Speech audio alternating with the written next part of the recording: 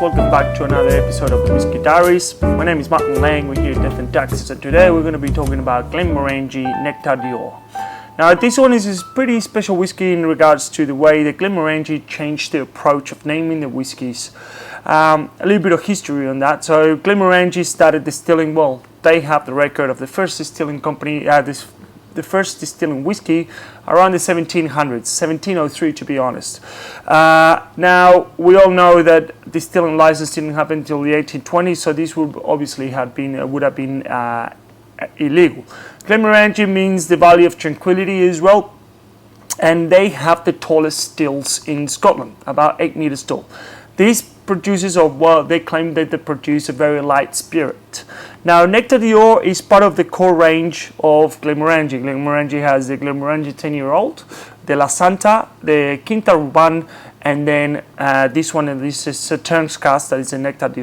Now, those core range in the beginning were part of something they would call the rare whiskies. Now they call it the ultra rare, and it's basically any whiskey that gets aged for 10 years on American oak, and then an extra 2 years to 3 years on a different type of sherry, port, or Sauternes cask.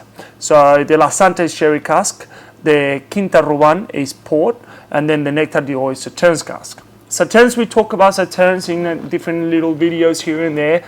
It's a type of French wine that gets the grape itself gets attacked by what we call the noble rot. Noble rot, what it does to the grape is actually basically just concentrates all the sugars in the grape and produce something that is a really, really sweet wine.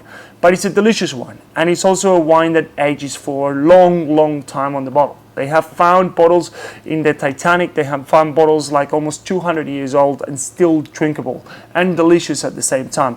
Also really, really expensive. Now, some of the bottles of Nectar of Sauternes that got sold for would have been almost like $75,000. So it's a really rare, really unique type of wine. And what it does to the whiskey, it gives it a lot of sweetness and oily characters to the whiskey itself. Now, a few interesting facts about Glenmorangie before we jump into the whiskey itself, which I find really interesting. Glenmorangie actually owns forest in Ozark in Missouri in America, which means that they produce their own oak barrels, and then they lease those barrels to Jack Daniels and other distilleries in Tennessee, which I find that really, really interesting. Also, Glenmorangie was mothballed twice, first in the First World War and then in the Second World War as well, due to obviously the Great Depression, and also the fact that after the Second World War there was no supply of barley or distribution for that matter.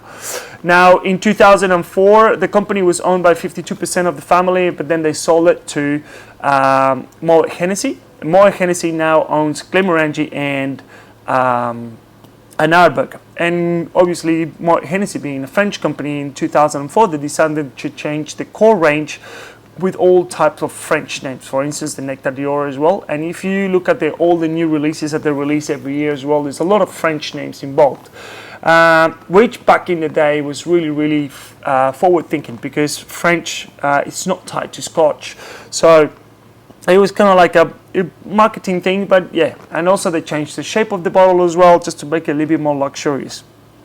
Now, it's an incredible whiskey. This one in particular is always a great recommendation. These whiskies as well, the rare, the extra rare range, they're all non-chill filtered. We talked about what chill filtering is in previous videos. If you want to have a look, basically means that the whiskey it doesn't go through chill filtration, which removes some of the oils, so the whiskey can be actually better presented, and it doesn't become cloudy when you put ice. So this one is non-chill filtered, which means they don't go through such a process. Bottle of 46% ABV as well, which I think that's the perfect sweet spot for whiskeys in general. And yeah, it's a delicious, delicious whiskey. So as I said, this is 12 years old. 10 years old in American oak, and then aged for another 2 years in Sauternes casks. This is to be honest, this is an excellent whiskey for entry level, to teach someone about different cask, and also just anybody, to be honest. It's just, if you find someone that you have in your family, a friend or anything like that, they'll go, oh, I don't really like whiskey, or I don't know where to start, or whatever. This is an excellent entry point for people, because it's still really complex. It has a lot of aromas. It's really, really good whiskey, but at the same time, it's nice and sweet and soft. Has a really good palate weight, and yeah, it's an all-rounder for me. And also the price range is not that expensive either. Yeah, you get that sweetness on the nose from the American oak, but at the same time you get like that little fruitiness that you get from Sauternes as well. And yeah, there it is. The palate weight is delicious, but at the same time it's light. You get a nice finish.